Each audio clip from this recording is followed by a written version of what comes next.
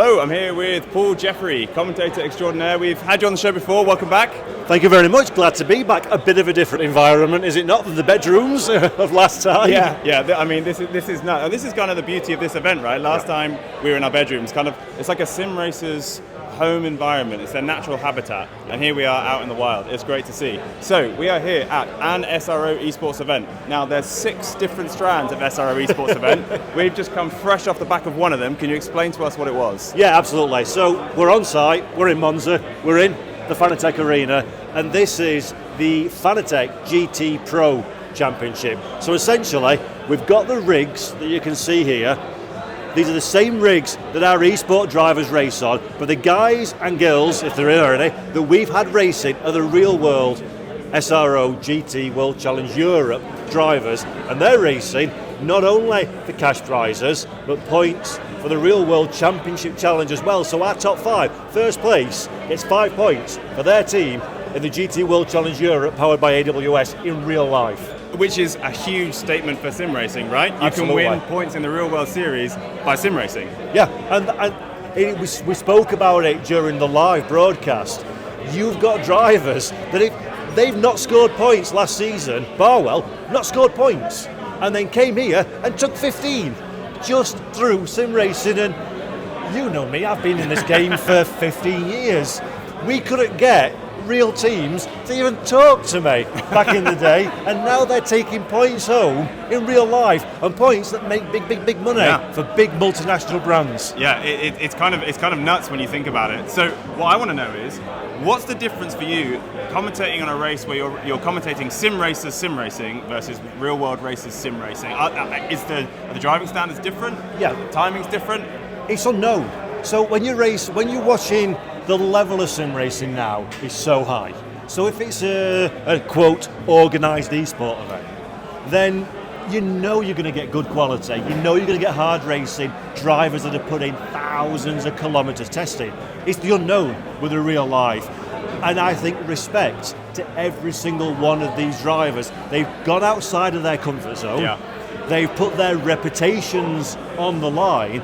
And if that race that we've just seen is anything to go by, they've been practicing. Because some of that driving, man, it's like, I would not have been shocked to see that in the SRO Europe online. Yeah, there was a lot of respect between the drivers, I noticed. Yeah, and you see how that's improved. We've done, there has been, shall we say, gimmicky during the nasty pandemic that we shall not talk about. No. There's been gimmicky races where we've got real names, and it's been a mess. Yeah. And you know full well they're just gone because they sat at home with nothing better to do. It's either that or open a box of chocolates. And it's been farcical.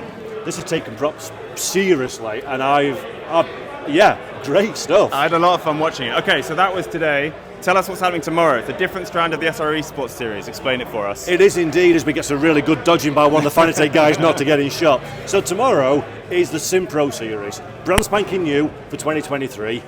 Professional works sim racing drivers. Now, I hear the word professional esport driver banded about all the time, and that just means somebody has given them a few quid and they're running a team. This is works esport drivers. We've got Lamborghini Quadricorsa, who announced their esport team just yesterday.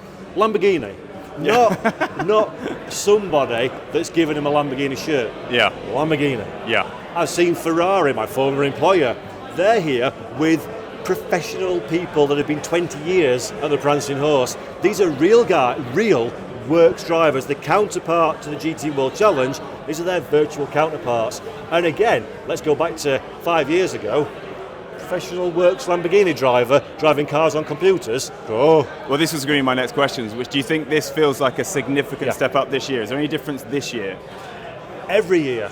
I mean, AK Esport that run these events alongside SRO, they raise the bar every time. Yeah. I mean, I'm sure this is going on way longer than you planned, so I'll keep it no, short. This is great. This is now going to be a two-parter. No, it's going to be edited down in about 30 seconds. Everybody watch at home, this lasted 10 minutes.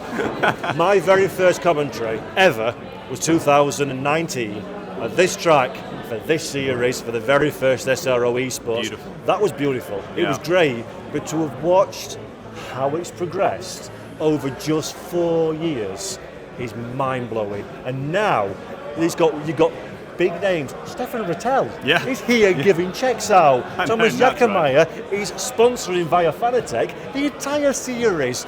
You've got real names, real respect, and these drivers now aren't what they used to be, which are guys playing computer games competitively.